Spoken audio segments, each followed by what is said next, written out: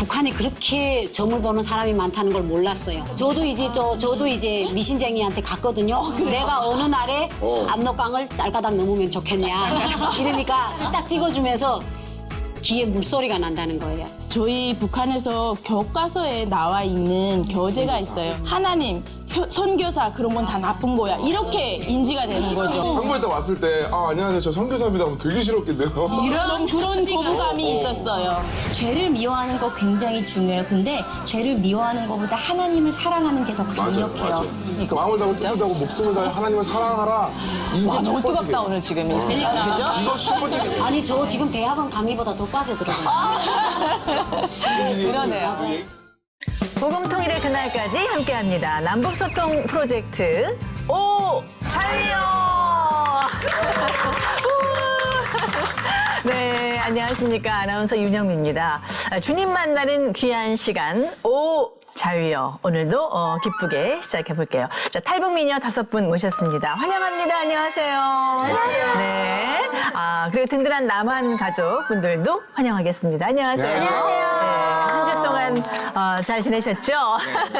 예, 전 이 자리는요 언제 와도 참 이렇게 설레고 기쁜 것 같아요. 그러니까 주님을 새롭게 다시 만나는 감사를 회복하는 이제 그런 시간이기 때문에 어떻게 별일 없이 편안한 한 주 되셨나요? 일단 뭐 이렇게 날씨가 굉장히 좋아져서요. 또 오늘 또 녹화 올 때도 자전거 타고 오고 그래서 너무 좋아요. 이 봄을 마음껏 느낄 수 있어서 너무 좋아요. 맞아요. 네. 좀 있으면 저 생일이니까 좀 챙겨주세요. 나도 좀 있으면 생일이에요. 우리 다 생일 있어요. 네. 얘기하는 거예요. 생일 있다고. 네. 알겠습니다. 목사님 이제 여러 번 뵙게 되니까 이제 가족 같아요, 진짜. 네네. 저도 이제 새로운 만남 속에서 신선한 삶을 살고 있습니다. 네. 자, 오늘도 귀한 발걸음 감사드리고 이 시간 시작하도록 하겠습니다. 자, 복음 통일을 향한 여정을 오늘도 이어갈 텐데요. 오 자유여. 오늘의 주제 함께 만나보시죠.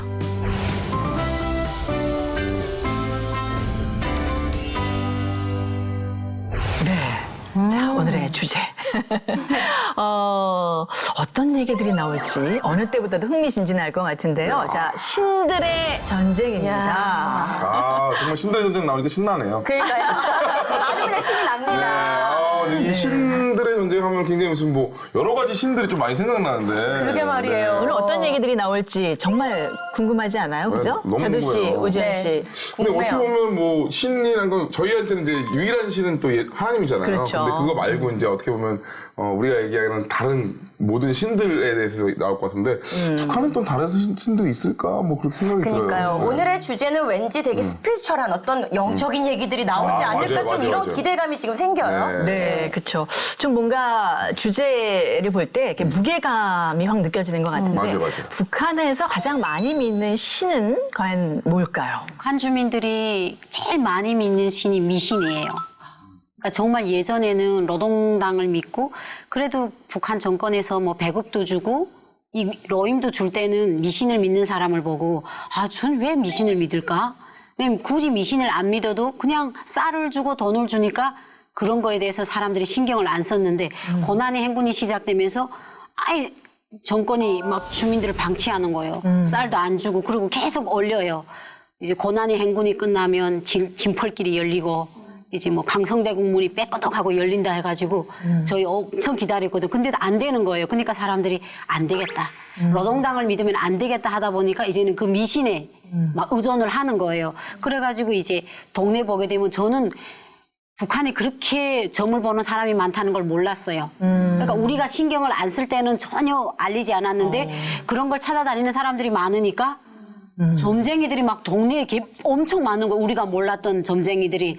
그리고 최근에 들어와서는 또 왜 점쟁이들이 많이 부각이 됐냐면 탈북하는 사람들이 우리 탈북이라는 게 목숨을 건 거잖아요. 근데 우리는 그 목숨을 건 길을 소중하게 여기는 거예요. 그러니까 이제 미신쟁이들 찾아가는 거예요.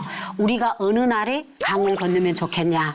언제 가야 성공하느냐. 그러니까 저도 이제 미신쟁이한테 갔거든요. 내가 어느 날에 압록강을 짤까닥 넘으면 좋겠냐.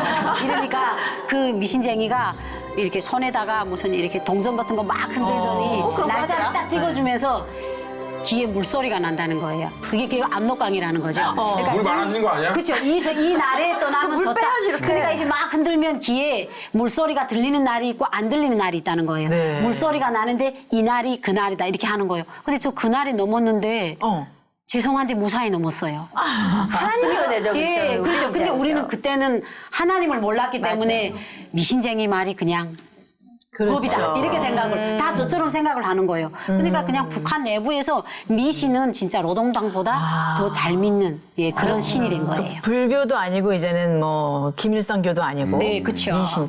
근데 남한도 비슷하긴 하잖아요. 신년 새해 되면은 점집이 맞아. 붕비고 맞아요. 이렇게 선거철에 또 이렇게 줄 서게 되고 뭐 궁합 이런 것도 보고 네. 정도의 차이는 있지만 네, 그런 면은 좀 비슷한 것 같긴 한데 사람들이 네. 두려움이 많아서 그러니까요. 그런 것 불안하니까. 같아요. 근데 여기서 정말 재밌는 질문이긴 한데 궁금한 게 있어요. 그런 미신쟁이라고 말씀하셨던 그 점쟁이들, 점 보는 사람들, 뭐 무당들 그런 사람들 하면 우리는 딱 무당 그러면 떠오르는 모습이 있잖아요. 특별한 뭐 이렇게 특별한 복장이라든지 아니면 좀 이렇게 특이하게 딱 갖고 있는 시그니처 같은 어떤 그런 모습이 특별한 게 있나요? 없어요. 이제 뭐 보면 저는 한국에 와서 영화랑 보면 여기 무당들은 한복 같은 거 입잖아요. 그렇죠, 뭐 있죠. 이상하게 변형된 한복을 입자 막 겹쳐 입고 모자 쓰고 방울 같은 거 들고 뭐 하죠. 북한의 무당들은 뭐 한복이나 그런 카리스마 있는 그런 게 없어요. 그래서 평범한 같은 꽃 같은 그냥 저희하고 평범한 그냥 사람이에요.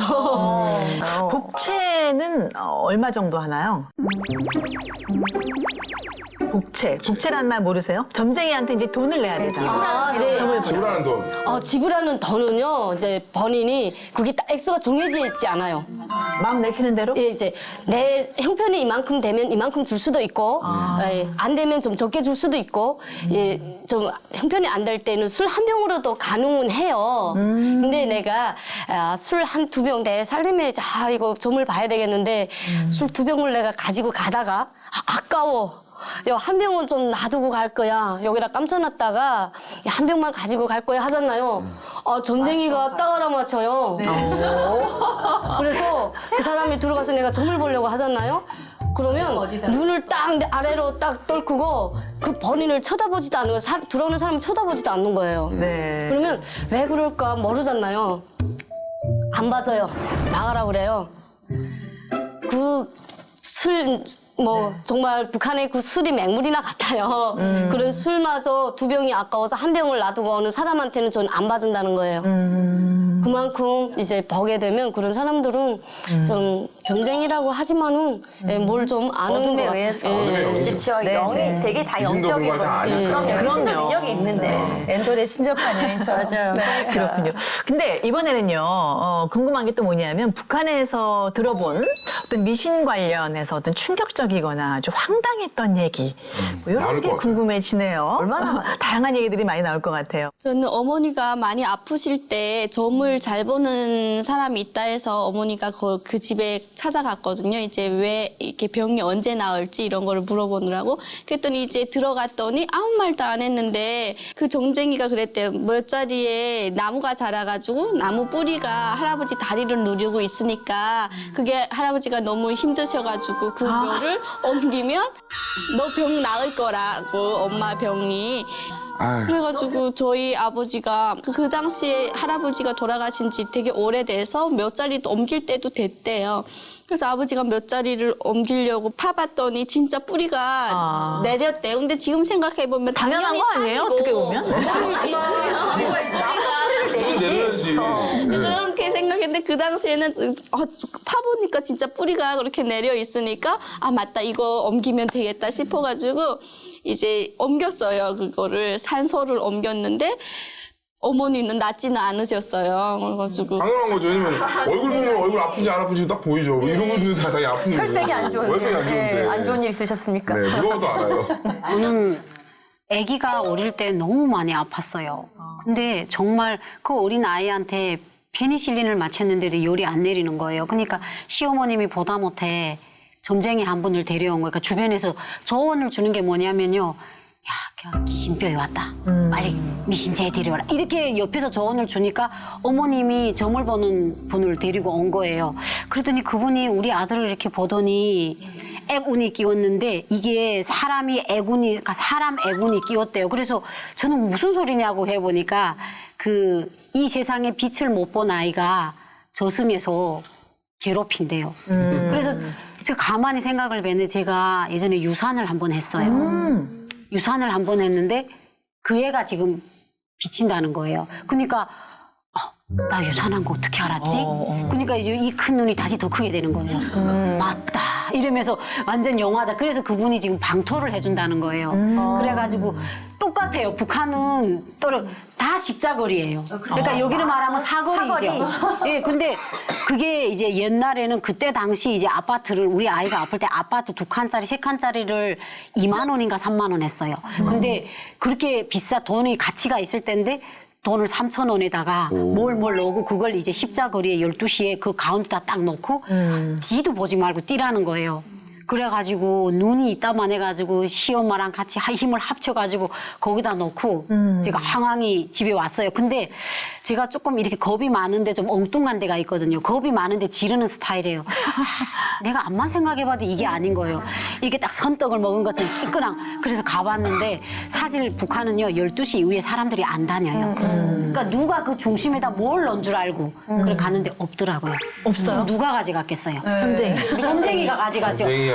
그래가지고 이게 아이구나. 중요한 건 속았구나. 이제 아이가 낳았냐는 것이 중요하죠. 근데 아이는 그 후에 페니실린을 맞고 예. 그러니까 그 아이들이 이게 약이 퍼지는 시간이 있었는데 맞아. 시어머니들은 되게 그런 거 있잖아요. 막 이러니까 제 선택에 못하는 시집살이를 했기 때문에 시어머님이 이렇게 하라면 어머님은 아이 된다 그랬는데 페니실린 한 3일 며칠 맞으니까 열이 내리더라고요. 내가 가보신 것도 대단하잖아요. 안 가보시는데. 어떻게 다시 가보지? 예, 제가 보기보다 용감해요. 네. 그러니까 돌려보고. 그 점쟁이들은 뭐 뻔하죠. 뭐 동자신, 뭐 이렇게 어린아이신 아니면 뭐 조상신이 잘못됐다 이런 얘기를 똑같은 것 같아요. 드라마에서 그런 얘기 많이 문자형 하잖아요. 잘못했다. 그렇죠? 문자형 잘못해. 네, 그렇군요. 광옥 씨가 들은 또 황당한 얘기 어떤 게 있을까요? 예. 저도 이제 비슷한 얘기인데 그런 얘기를 들었었어요. 이제 점쟁이 집에 갔는데 딱 들어가서 자리를 뭐 정하고 앉기도 전에 할아버지 3년째가 있네. 근데 화가 많이 났어. 왜? 막 이러시더라는 거예요. 할아버지 3년째가 너네 할아버지가 이제 3년 제사가 있네. 이 사람은 얘기를 한 적도 없고 지금 자리도 정하기 전인데 이제 그렇게 해가지고 야 뭐지? 이거 진짜 아는 거 아니야? 그러고 앉아서 하는데 그러면 어떻게 해야 돼요? 하니까 방토를 해야지. 그래서 어떤 식으로 방토를 하면 되냐고 하니까 뭐 그냥 뭐 쌀만 뭐 현금만 이것도 아니고 쌀, 흰쌀 얼마, 현금 얼마 뭐 등등 다양하게 꼽아서 젓하는 건 다 이제 얼마씩 해서 준비를 해라. 그리고 밤 12시에 그건 사거리도 아니고 굴뚝 산에 가서 제사를 하는 경우도 있고 이제 집에서 제사를 하는 경우도 있는데 그 음식을 한 가지 이제 조상님께 드리잖아요. 그리고 그거를 이제 어떤 집은 굴뚝에 갖다가 북한에 우리나라는 굴뚝이 없잖아요. 근데 북한에는 단층집에 가면 이 따만한 통나무로 굴뚝이 이렇게 크게 지금도 제가 저기 배감 쪽에 가면 제가 살던 집이 굴뚝이 제일 큰 집이 우리 집이거든요. 근데 그 굴뚝에 묻는 데가 있어요. 조상님께 그 인사랑 다 하고 그 음식물을 거기 갖다가 넣으면 뭐 그게 이제 다 썩어서 나중에 뭐 배출이 되든 그렇게 되겠죠. 근데 그렇게 하거든요. 굴뚝에 갖다가 이제 그걸 묻으라고 하는 거예요. 그러고 이제 그거를 열심히 이제 다 없는 살림에 준비를 해가지고 굴뚝에 묻었어요. 예, 깊숙이는 안 파고 얇게 이렇게 해가지고 살짝 이렇게 묻었대요. 묻고 집에 들어와 있는데 없는 살림에 그걸 쪼개서 이제 한 거니까 아무리 방토를 하더라도 아깝기도 하고 그렇지. 다시 파올까 설마 궁금하기도 하고 누가 가져갈까. 하고. 그래가지고 그 묻어놓고 한참을 이제 기다리다가 다시 나갔다는 거예요. 네네. 근데 거기서 그 점을 봐주던 그 아줌마가 앉아서 그걸 파고 있다는 거예요. 이건 완전 현장에서 현행범을 이제 보게 된 거예요. 그래서 어떻게 했어요? 예, 그래가지고 잡아가지고 난리도 아니었고, 그리고 그 사람은 그 이민반에서 사상투쟁이란 걸 또 엄청 잘하거든요.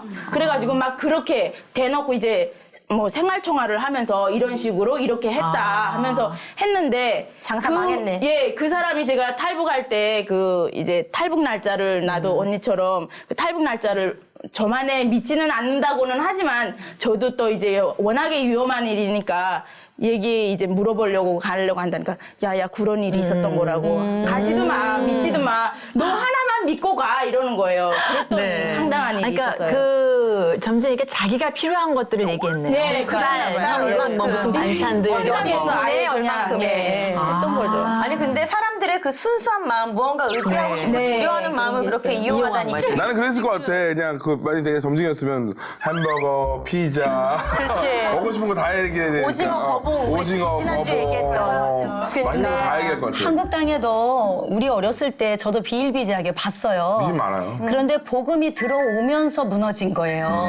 북한 땅에도 복음이 빨리 들어가야 되겠어요. 그래야 그런 일들이 무너질 것 같아요. 사실 진짜 미신도 있는데 정말 귀신이 하는 것도 있기 때문에 사람들이 거기에 현혹하는 것 같아요. 근데 과거의 일은 너무 귀신이 잘 보지만 사실 미래의 일을 못 보거든요. 과거의 일을 맞춘다고 해서 미래의 일을 알 수 있는 건 아니거든요. 근데 과거를 자꾸 맞추니까 사람들이 이거 맞나 보다. 과거가 뭐 중요해요. 당연히 알 수 있죠, 귀신이니까. 과거는 내가 제일 잘 알지, 내 과거는. 내가 혹시 내가 누구한테 가서 물어봐요. 아, 자, 이번에는 북한에 있을 때 나 이런 것까지 믿어봤다. 이런 얘기를 좀 나누고 싶은데 어떤 게 있었나요? 예, 북한에는 이제 점쟁이밖에 없으니까 저도 이제 점쟁이를 찾아가서 이제 사람들이 점쟁이 하면서 이제 다니다 나니까 알게 된 거예요. 그래서 북한 사람들은 그 입소문으로 이제 점쟁이를 알리죠. 그래서 공식적으로 하지 못하니까 그래서 몰래 찾아다니고 또 이제 점쟁이들은 또 몰래 앉아서 이제 돈을 버는 거예요. 법적으로 이 점쟁이들이 이렇게 인정을 못 받는 건가요? 그렇죠. 인정은 못 받죠. 예, 그러니까 이제 김일성 위에 신이 없으니까. 예, 김일성 외에는 다른 신이 없으니까 점쟁이들 나라에서는 하지는 말라고 하는데 당에서 이야기하는 거는 사람들의 삶하고는 굉장히 거리가 먼 거예요. 그러니까 사람들은 점쟁이를 찾아다니면서 점쟁이 말만 이제 듣는 거예요. 그러다 보니까 나라에서는 점쟁이를 통제를 하고 단속을 하고 근데 점쟁이 또 돈을 주고 자기 몸은 또 빠져나오고. 근데 저는 점쟁이 할머니랑 친구였어요.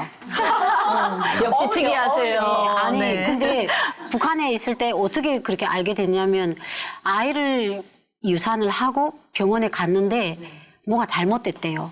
그래서 임신하기가 힘들겠다. 그 산원부원장 선생님이 그렇게 말씀하셨는데 저희 남편 얼굴이 완전히 갑자기 벽돌장이 되는 거예요.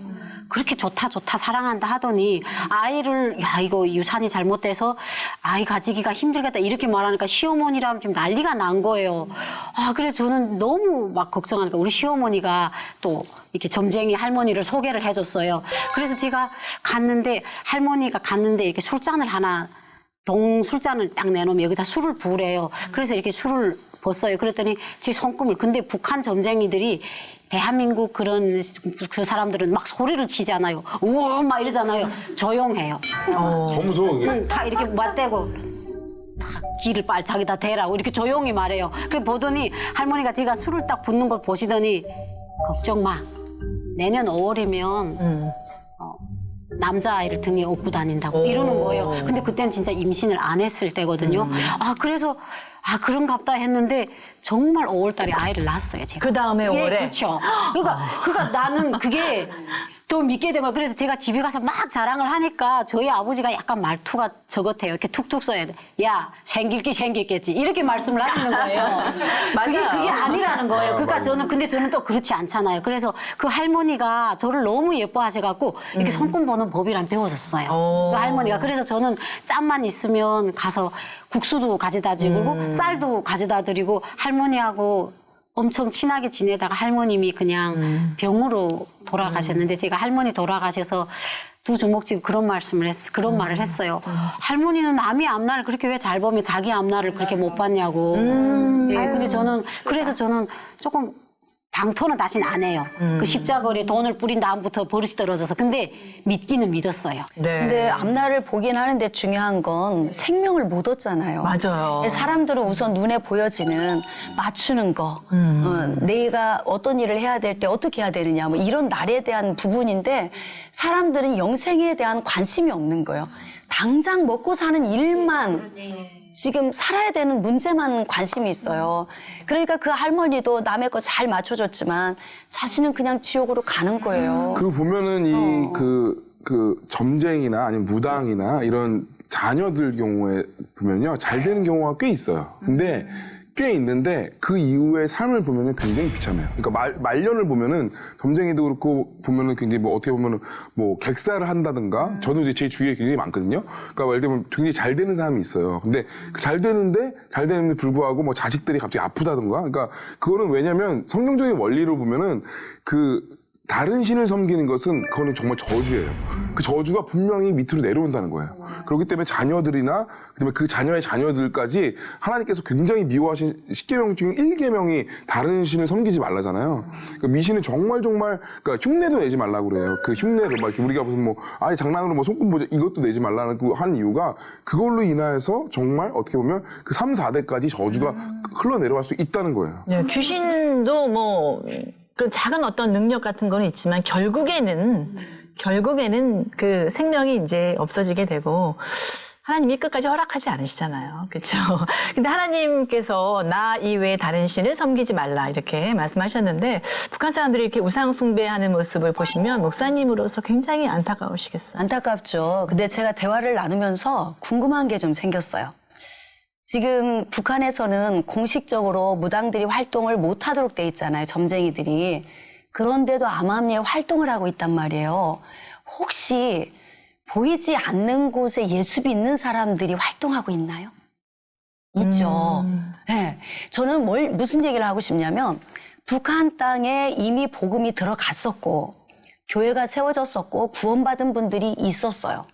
많이 있었어요. 오히려 이북 쪽이 더 뜨거웠거든요. 남쪽보다.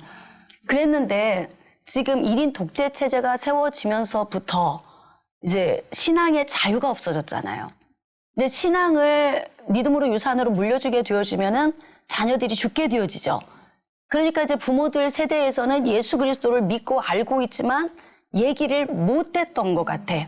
내색을 못할 뿐이고 자녀들에게 못 물려줬을 뿐이에요. 저는 지금도 북한 땅에 분명히 예수 믿는 사람들이 많이 있으리라 생각이 되고 지금 이북 땅에 있는 이런 그 점쟁이들이나 이렇게 미신의 행위들이 한국에도 지금도 여전히 똑같이 있어요. 네. 사람 있는 곳은 다 똑같습니다. 그런데 이제 중요한 건 뭐냐면 1인 독재 체제가 있고 난 후부터는 신앙의 자유가 없잖아. 그러니까 믿을 수 있는 기회를 못 만난 거예요. 그래서 어쩔 수 없이 미신을 접하게 되고 복음이 좀 일찍 들어와서 우리도 믿을 수 있는 어떤 기회가 있었다면 지금 현재 여기 앉아 계신 분들도 점쟁이를 찾아가거나 이런 일들을 안 했을 것 같아요. 근데 사회적인 환경에서 그럴 수밖에 없었기 때문에 저는 피해자라는 생각을 하고 있지만 그래도 정말 제가 하나 기대감이 있어요. 그게 바로 뭐냐면 북한 사람들은 1인 독재 체제 하에서 한 사람에게 집중되는 훈련이 되어져 있잖아요. 네.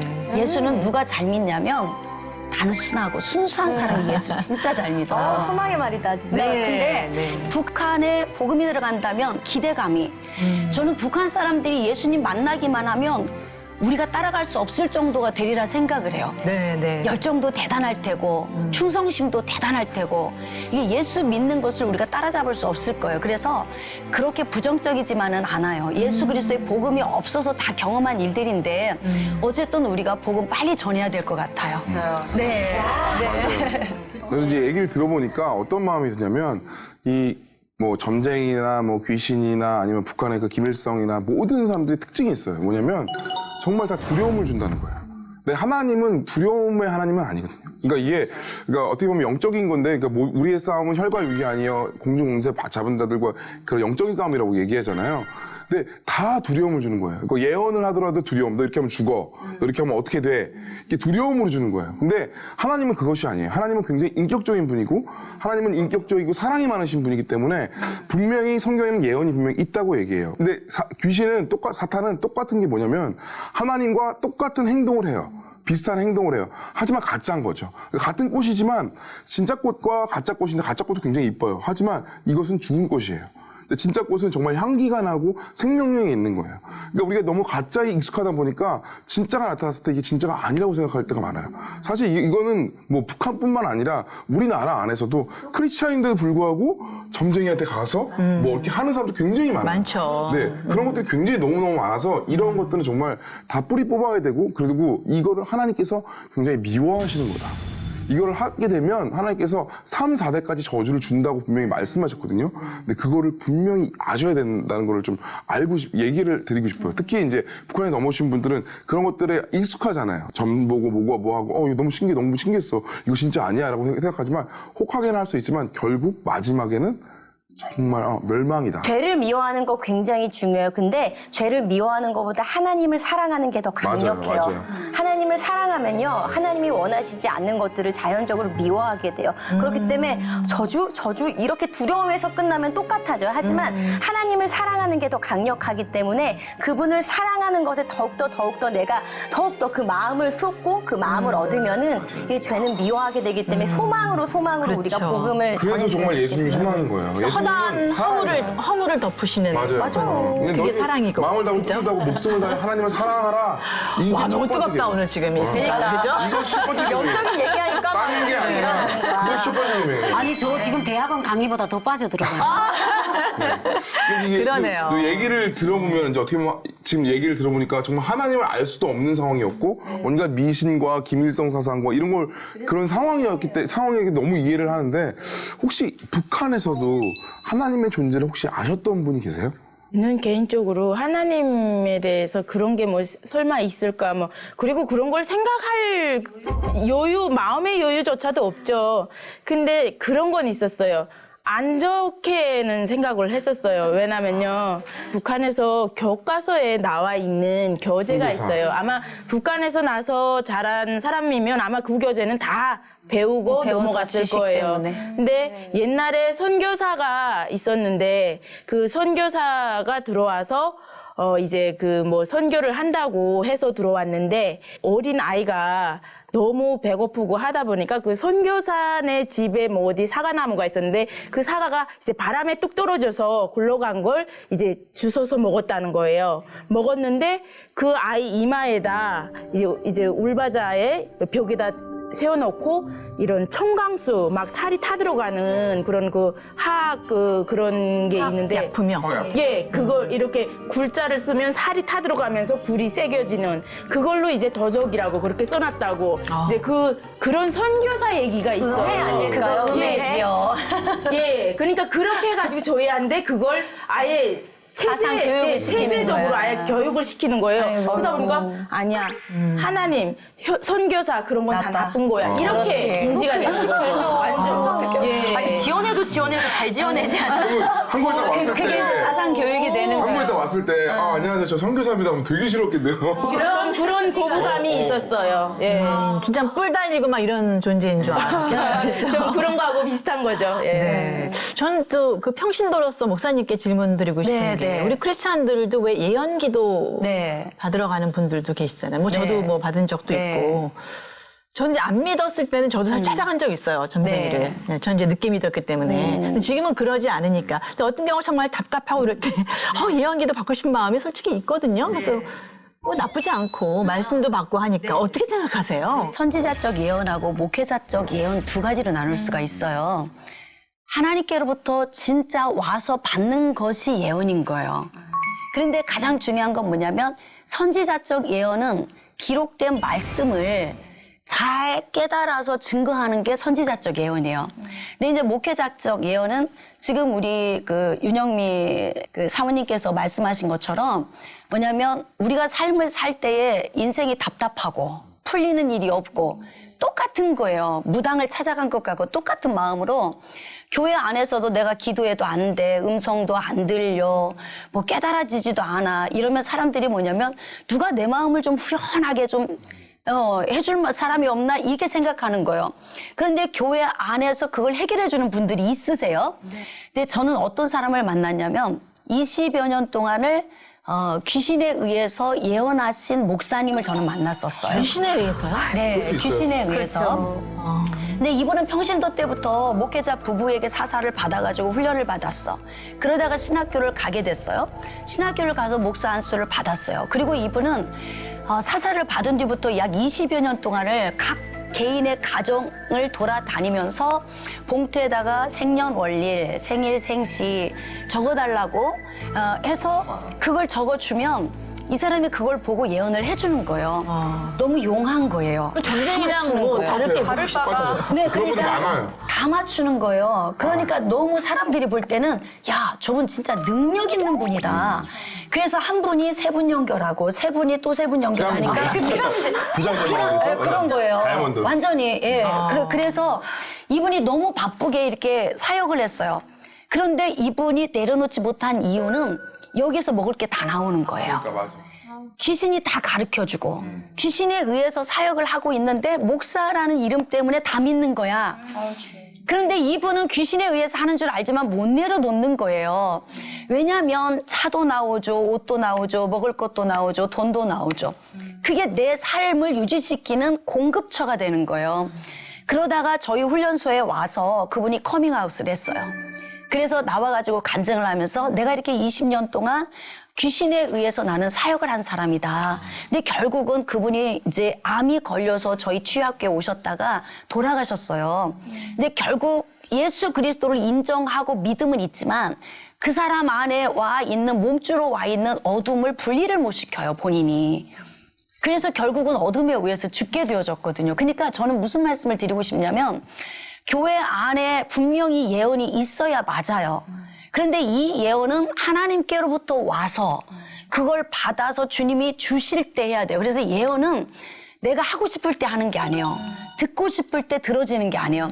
예언은 하나님이 주시고 싶을 때 하는 거예요. 그러니까 어떤 말씀이 있냐면 말씀으로 돌아가는 게 가장 중요해요. 네, 근데 네. 예언 구약의 예언은 진짜 선지자들이 자신의 입이 아니라 하나님의 정말 그 입에서 대언이었어. 입이 내가 떨어지는 거였어요. 근데 신약에서는 뭐라고 나와 있냐면 우리는 부분적으로 알고 부분적으로 예언한다고 얘기해요. 그러니까 예언이 이게 다가 아니에요. 그러니까 모든 전체를 하는 것이 아니라 그 어느 정도 부분이라는 거예요. 그리고 예언이라는 것은 딴 것이 아니라 그 사람을 살리는 거예요. 그러니까 예를 들면 이 사람을 인해서 어떤 예언을 했을 때 그 예언을 통하여서 아 맞아 이 하나님께서 나에게 소망을 갖고 계셔. 소망이 있어. 이것들을 하는 게 진짜 예언이에요. 그렇다고 해서 예언을 멈추면 안 돼요. 예언은 분명히 하나님께서 주신 좋은 은사인데 자꾸 멈추려고 하는 것이 이 예언 잘못된 거야. 그거 인사하기 때문에 잘못된 거야. 그거 아니거든요. 근데 하나님께서 분명히 성경 말씀에 근거해서 이 사람의 마음을 살릴 수 있고 이 사람이 이것로 인해서 소망을 가질 수 있으면 그 예언은 정말 좋은 거예요. 근데 뭐냐면 아까 여러분들이 이런 얘기를 했어요. 점쟁이를 찾아갔는데 너무 잘 맞추더라. 나는 그날 나가라고 그랬더니 정말 내가 탈출을 잘했다 이랬잖아요.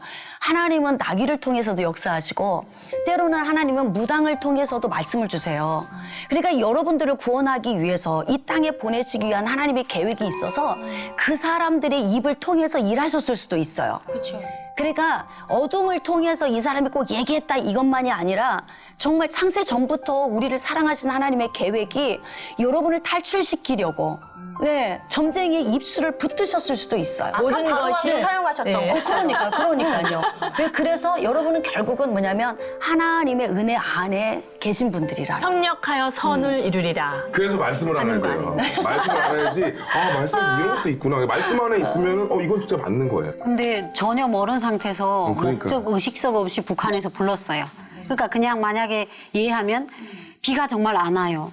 막 계속 가물이 들고 농작물이 타니까 야, 비 안 오겠는가? 이건 하나님이나 알겠는지. 그게 무슨 의미냐면 하나님을 믿는 게 아니고 하나님이란 존재를 인정하지 않기 때문에 실천 불가능하기 때문에 하나님이나 알겠는지. 이렇게 우리가 그렇게 항상 불렀고 항상 그랬어요. 배급을 계속 안 주니까 야, 이거 우린 언제 배급 줄까? 그럼 곁에서 야, 그건 하나님이나 알겠는지. 불가능하다는 거예요. 그거는 근데 김일성이 안 주는 거예요.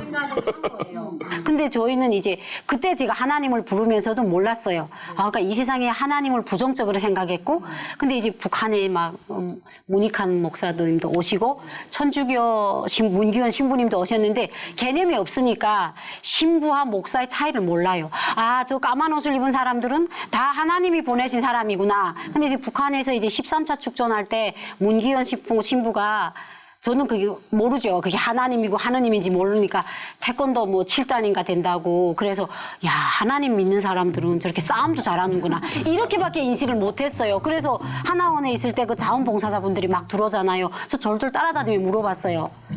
하나님을 믿으시니까 분명 싸움 잘할 거잖아요. 그래서 싸움 잘하냐고 하니까 그분이 싸움이야 군대들이 잘하지 우리가 잘할 게 뭐 있냐 해서 실망한 적이 있어요, 제가. 그러니까 그렇게 하나님에 대한 인식이 없었어요. 모르고 있을 때부터 예. 그래도 하나님은 여러분을 사랑하셨어요. 네. 그리고 다 역사하고 계셨어요. 그래 여기까지 오신 거예요. 그러니까 이제는 두려움 없이 온전한 사랑 안에 두려움은 내어 쫓긴다 그랬으니까 이제 사랑 안에 거하시면 돼요. 근데 말씀하셨던 것처럼 여러 가지 뭐 두려움이나 삶의 어려움이나 이런 것들 때문에 북한에서 가장 많이 믿는 게 이제 미신이라고 하셨는데 북한 사람들이 그래도 가장 두려워하는 어떤 그런 신이라고 느끼는 어떤 그런 존재가 분명히 있을 거란 말이죠. 무언가 대상이 있을 거란 생각이 드는데 근데 누군가요? 우리가 다 아는 그자인가요? 그뿐인가요? 네, 그자죠. 네. 말 한마디만 잘못해도 이제 막 이제 관리소로 정치본 관리소로 막 보내고 이제처럼 사상 투쟁 회의 무대라고 해서 서로 막 이렇게 서로 비판하게 하고 이제 그렇잖아요. 서로 경계하게 하고 서로 또 이제 감옥으로 보내고 이제 툭하면 무슨 뭐 장군님 사상 논하면서 평범한 그런 이제 인민들에게는 하늘이 낸 분이라고 이렇게 이제 그 교육을 이렇게 가르치다 보니까 정말 그를 신처럼 모시고 살았다고 봐도 과언이 아니죠. 그래서 한 사람의 그러한 잘못을 인해서 2,500만의 북한 국민들이 섞여서 살아가고 있다라는 것이 굉장히 마음 아프고 그나마 우리는 정말 하나님의 택함을 받아서 이곳에 왔기 때문에 우리는 이곳에서 북한 사람들의 그 마음을 우리가 대변해서 이제 이야기를 하는 거잖아요.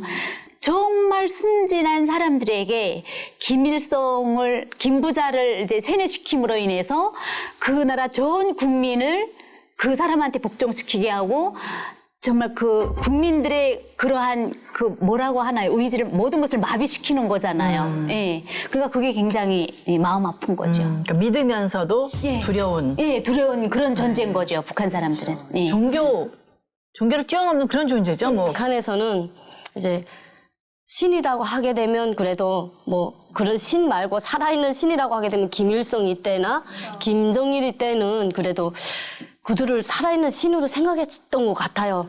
왜냐면 태양이라는 표현을 너무나도 많이 썼었거든요. 하늘에는 태양이 하나다. 그것은 바로 우리 김일성 장군 원수님입니다. 뭐 이런 표현을 잘했어서 정말 김일성이 죽었을 때 있잖아요. 그때는 하늘에 태양이 안 뜨는 줄 알았어요. 그리고 너무 비가 억수로 내려와서 그때 그 아나운서가 표현을 하는 게 김일성이 죽었을 때 하늘도 정말 울고 땅도 울고 온 세상이 다 운다고 했어요. 그래서 하늘도 슬퍼서 정말 김일성이 죽은 걸 슬퍼서 울은 줄 알았어요. 비 왔어요, 진짜로? 그만큼 비가 억수로 왔었어요. 장마 때문에 그랬나 보죠. 장마 때였어요. 7월 7일 때 원래 비 많이 오거든요. 근데 이 말이 정말 공감인 게 저희는요, 저는 김일성을 신이라고 생각했어요. 근데 김일성이 딱 죽었다니까 저 사람이 사람이었구나. 김일성이 사람이었구나 하는 걸 그때 알았어요. 근데 만약에 가을에 죽었으면 정말 구름 한 점 없이 우리 모두 가셨습니다. 편안하게 뭐 가면서. 이렇게 했을 거예요. 정말 잘 갖다 붙이는 것 같아요. 어떤 신적인 믿음이 이제 김일성, 김정일, 김정은 이런 순서로 지금 이렇게 계속적으로 감소하고 있는 거잖아요. 김일성이 때나 김정일이 때는 사람들이 신존재로 믿어왔겠지만 김정은이 때는 달라요. 지금 한류가 많이 들어가고 사람들이 의식이 깨어나기 시작을 했어요. 그래서 많은 사람들이 한류로 인해서 우리 남한에도 왔고 저도 또 한류로 인해서 또 왔고 보게 되면 지금 최신 드라마들도 막 며칠, 예, 여기서 최신 드라마가 나오는데 거기 며칠 안 돼서 북한에서 보고 있어요.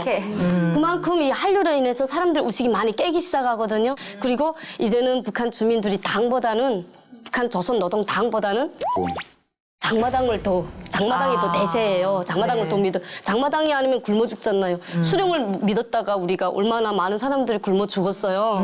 그래서 이제는 사람들 의식이 많이 깼고 이제는 북한 사람들의 의식 속에 이제 북한의 그 체제가 나는 무너지고 있네요. 시간상 문제지. 그렇죠. 주님 나라는 오고 있고 그 체제는 무너지고 있고 김정은 불안할 것 같아요. 시간 문제지 이제 무너지는 건 뭐 확실한데 그런 생각도 들어요. 그 우리나라도 그렇고 이제 뭐 외국 예를 볼 때도 어떤 체제를 이렇게 뒤엎는 뭐 이런 그 정치적인 사건들 많이 있잖아요. 불만이 많다 보면. 근데 북한 사람들은 그렇게 불만이 많고 먹고 살기 힘든데 왜 체제를 뒤엎지 않을까? 그 체제를 뒤엎지 않는 게 아니고요. 북한에는 그게 있잖아요. 이제 보게 되면 3인 감시 체계가 또 있어요. 내가 너를 감시하고 네가 나를 감시하는, 그러니까 저도 모르게 이렇게 감시 체계가 또 있고 말 한마디 이 짧은 혀 때문에 김목 달아난다는 소리가 있잖아요. 그걸 실제로 또 김정은이가 보여줬잖아요. 자기 친 고모부까지 수청을 해가면서 그렇게 공포 정치를 해갔던 게 그 모든 것이 두려웠기 때문에 그렇게 친 고모부까지 수청을 해가는 게 아니겠어요. 그래서 그거를 볼 때 사람들이 이 체제가 이제는 아니구나 하는 걸 인지는 했어도 그걸 뒤집어 엎자면 실행하기가 어렵죠. 네, 나 한 사람이 아니라 내 가족 3대까지 멸망을 할 수 있고 또 그 정치범 수용소라는 곳에서 정말 짐승보다도 못한 삶을 살아야 하는 그걸 또 생각을 할 때 선뜻 나서지 못하고 그렇게 이끌 만한 리더가 또 없는 거예요. 구심점이 이제 없는 건데 앞으로 북한 분들이 하나님을 알고 또 믿기까지 가장 중요한 거는 뭐라고 생각하세요? 네, 저는 믿음이라는 게 어떻게 생길 수 있냐. 그리고 기도라는 게 솔직히 기도를 하면 우연찮게 이제 그 일이 이루어질 수도 있고 그런데 그게 어떻게 하나님이 하신 일이라고 내가 어떻게 아느냐. 이거를 처음에 정말 교회 처음에 다닐 때 여쭤봤더니 그분이 하시는 말씀이 그 우연이 반복되다 보면 그 우연이 아님을 알게 된다는 거예요. 그래서 기도를 했는데 처음엔 우연으로 될 수도 있지.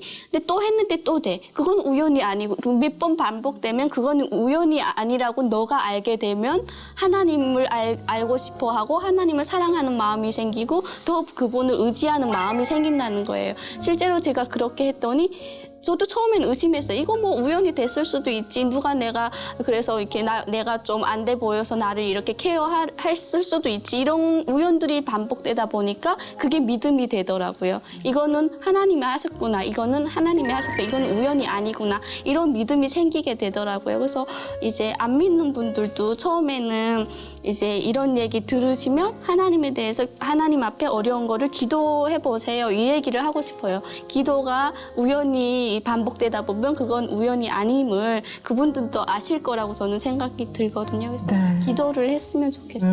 물론 북한 주민들이 이제 성님 씨 말하다시피 의식이 낮아요.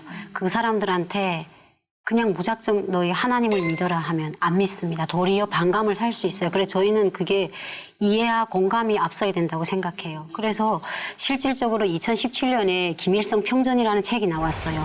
재미교포 유순호 작가가 쓴 책인데 700페이지인데 이분이 이 책을 쓰려고 30년을 중국을 또 동북 삼성을 다니면서 김일성의 혁명 역사를 팠어요. 거기서 답이 나왔는데 김일성의 아버지인 김형직과 강반석은 기독교 신자였어요. 그리고 강반석은 소달구지를 끌고 다니면서도 성경책을 갖고 다닌 그런 정말 독실한 반석이라는 이름도 세례명이에요. 예.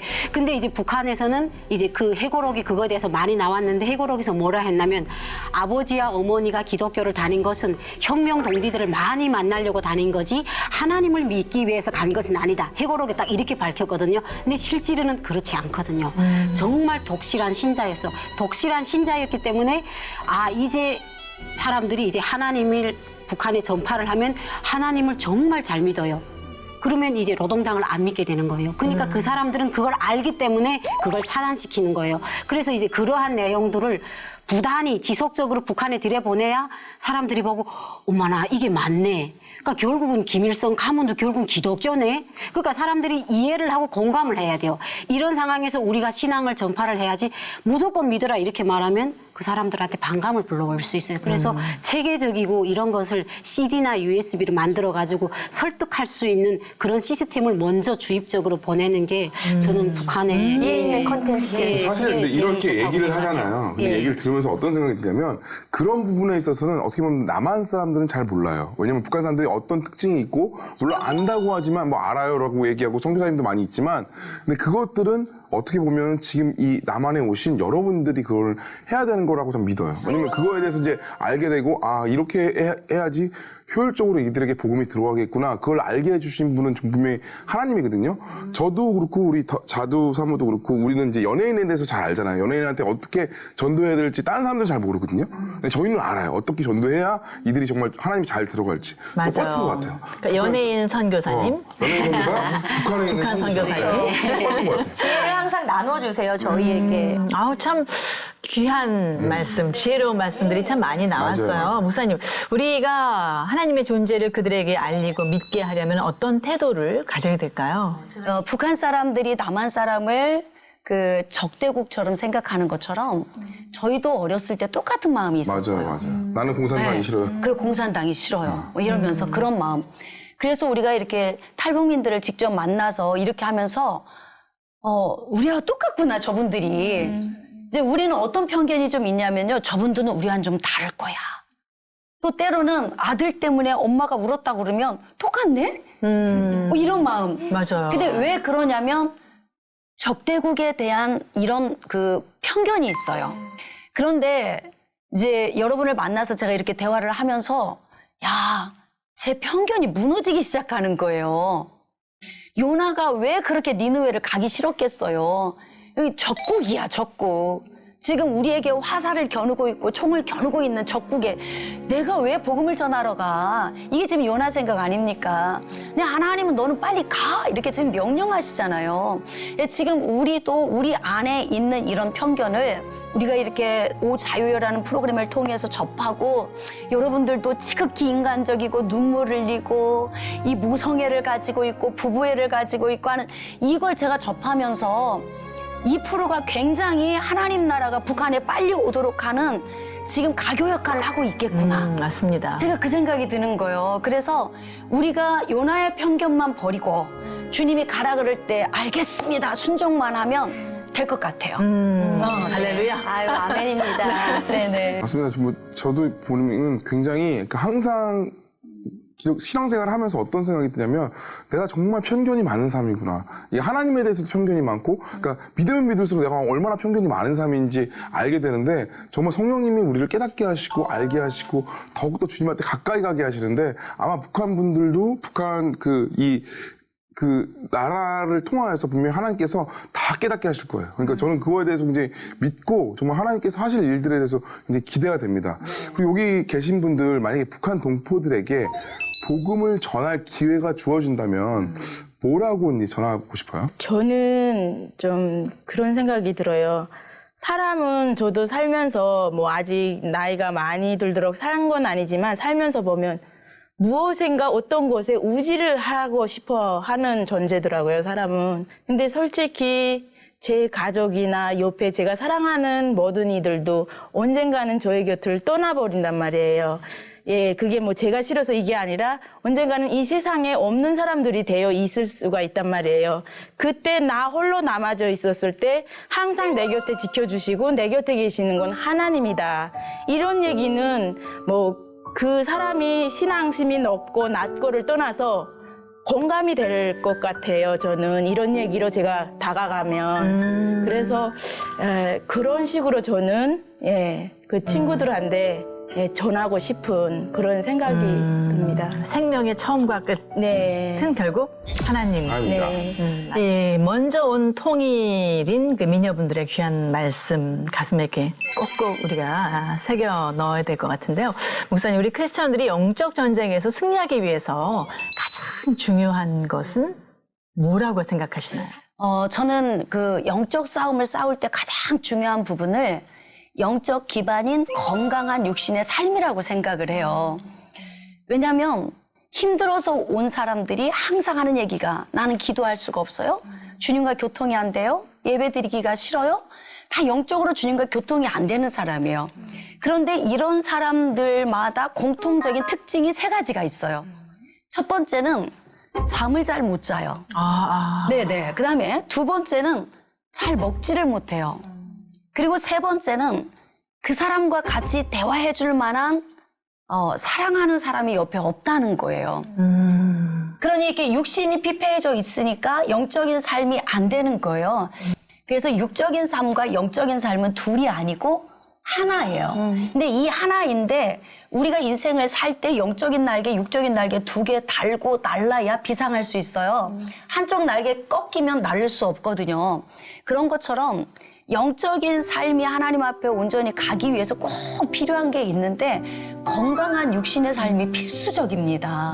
저는 그래서 힘들어서 지쳐서 오신 분들에게 기도해주고 그들을 회복시킬 때 제일 먼저 하는 게 뭐냐면 그들을 위해 기도할 때 하나님 잘 먹고 힘을 얻게 해주세요. 잠 잘 자게 해주세요. 그리고 이분 옆에 사랑하는 사람이 있을 수 있게 해주세요. 제가 이 3가지를 기도를 해요. 빠른 사람은 기도받고 다음에 오시면 회복돼서 오셔요. 이제 목사님 말씀이 귀에 들어온다는 거예요. 네, 그래서 그때부터 이제 영적 싸움을 싸울 수 있는 준비가 되어지니까 여러분 전쟁은 싸움 아닙니까? 싸움은 힘이 있어야 또 승리하게 되어지잖아요. 그래서 이 영적 전쟁을 싸우기 위해서는 그 영적 기반인 건강한 육신의 삶이 뒷받침될 때 그때 영적 용사가 될 수 있는 출발점이 되어지는 거예요. 네. 잘 드시고 잘 주무셔야 돼요. 오늘 정말 굉장히 중요한 말씀을 맞아요. 들은 것 숨도 같아요. 안 쉬고 들었어요. 그러니까 저희는 이제 신앙을 이야기할 때 늘 어떤 영적인 것만 생각했거든요. 근데 그게 아니네요. 육적인 것에 이제 기반을 둔 것이 또 이제 영적인 게 될 수 있으니까 저는 갱년기 되면서 잠을 잘 못 자거든요. 먹는 거는 입맛은 안 떨어져요. 먹는 거 절제하려고 힘든데 잠을 잘 못 자서 늘 피곤하고 이런 상황이거든요. 그 편안한 잠을 위해서 좀 기도를 해야 되겠네. 네네. 호르몬을 위해서 저희가 기도할까요? 여성 호르몬이 필요해요. 그렇죠. 예. 기도해야 돼요. 이걸 구체적으로. 뭐 사랑하는 사람이야 뭐 저 이제 남편과 아이들이 있으니까 그러네요. 근데 우리가 이제 오늘 이야기를 쭉 같이 나눠보고 들어보고 하니까 그런 것 같아요. 지금이 어떤 임계점인 것 같아요. 어떤 북한 선교에 있어서 꽃이 15도에 핀다면 지금 한 14점 몇 도까지 온 거 아닐까. 우리는 모르지만 그 언제가 될지 모르지만 그 참 우리가 지금 이 시점이 북한 선교에 있어서 상당히 중요한 시기고 그래서 우리의 또 기도와 또 그 하나님께 의지함이 좀 더 강렬히 필요하지 않을까 이런 생각을 저는 했거든요. 네. 자두 씨는 오늘 어떤 생각을 하셨나요? 오늘은 좀 더 색달랐어요. 그렇죠? 우리가 어느 날은 많이 웃기도 하고 어떤 날은 많이 울기도 하고 오늘은 막 불붙듯이 무언가 이제 막 얘기해야겠다. 막 여러분들과도 나누고 또 시청자분들에게도 우리가 진짜 이것들을 전해야겠다라는 마음이 또 불붙었던 그런 시간이었던 것 같은데 몇 가지를 느꼈는데 진짜 저는 오늘 목사님이 말씀해 주시고 하는 것들 가운데서 이제 영적인 것과 이제 육적인 것이 분리되지 않았다는 거 영적인 게 가장 실제적인 거라는 거를 우리가 나누게 된 게 정말 기뻐요. 예수님이 예수님 시대에서도 육의 몸을 입고 오셨을 때 사람들 먹고 사는 우리네 먹고 사는 문제에 얼마나 관심이 많으셨던 분이에요. 그럼요. 그렇기 때문에 우리가 이것들을 절대 분리해서 생각하지 말고 우리가 또 말씀하셨던 것처럼 진짜 복음을 전할 때 아주 그런 실제적인 지혜들을 진짜 우리가 풀어내야 할 어떤 그런 중요한 임무가 있겠다라는 마음을 받았고 또 신들의 전쟁이 오늘의 주제였잖아요. 근데 곰곰이 생각해 보면서 우리가 여러 가지 뭐 샤머니즘에 대한 것들, 미신이라고 얘기하는 것들 여러 가지 우상들에 대해서 많이 얘기했는데 사실 가장 큰 전쟁은 지금도 우리 마음 안에서 내 안에서 일어나고 있는 나라는 우상과의 전쟁이 아닌가 이런 생각을 했어요. 내가 너무 커지면 내가 나를 섬기는, 내가 나의 우상이 되는 경우가 있잖아요. 그래서 오늘 이 시간을 통해서 진짜 다시 한번 나로 인함이 아니라 하나님으로 인함이고, 그렇죠? 나의 행함이 아니라 하나님이 행하심으로 인한 것이 우리의 삶임을 알면 우리 삶의 우상들이 제거되고 진짜 온 땅의 주인이신 주님만 높임 받으실 그런 삶이 될 거라는 마음을 또 한번 가져봤습니다. 아, 정말, 예. 너무 감동이죠? 우리 박수를 좀 길게. 되게 많이 하거든요. 김권사님 모두 그게 아니라 클로징 길게 그래서 네, 지금 다른 잘하셨어요. 가지 얘기를 막 붙였어요. 커피숍과 한 8시간 얘기예요. 네, 죄송해요. 좀 그런 예, 스타일이에요. 참 우리 크리스찬들은 할 말이 많아요. 맞아요. 그쵸? 우리가 뭐 무슨 그런 색다른 거 안 해요. 그냥 커피 겪은 한 것들이 잔만 많기 있으면 돼요. 때문에. 리필. 근데 하나도 버릴 이야기가 없고 네. 진짜 점점점 이게 감동이 이렇게 뜨거워지고 은혜로 차고 넘치는 그런 시간인 것 같아서 뭔가 부흥한 것 같은 느낌. 오늘 좋아요. 훈훈하게 정말 방송이 아니라 네, 정말 이렇게 신앙 안에서 하나가 되고 하나님의 음성을 들은 것 같은 그런 시간이었던 것 같아요. 정말 오늘도 귀한 시간 함께 해주신 여러분 고맙습니다. 네, 감사합니다. 그리고 탈북민 한가족 맺기 캠페인에도 많은 관심을 부탁드리겠고요. 오 자유여 시즌2의 새로운 여정 지켜봐 주시길 바랍니다. 자, 오늘도 마지막으로 저희가 마무리. 동일하게 외쳐야죠. 준비되셨어요? 네. 자, 준비되셨나요? 네. 자, 가겠습니다. 복음 통일의 그날까지 우리의 위대한 여정은 계속됩니다. 오! 자유와!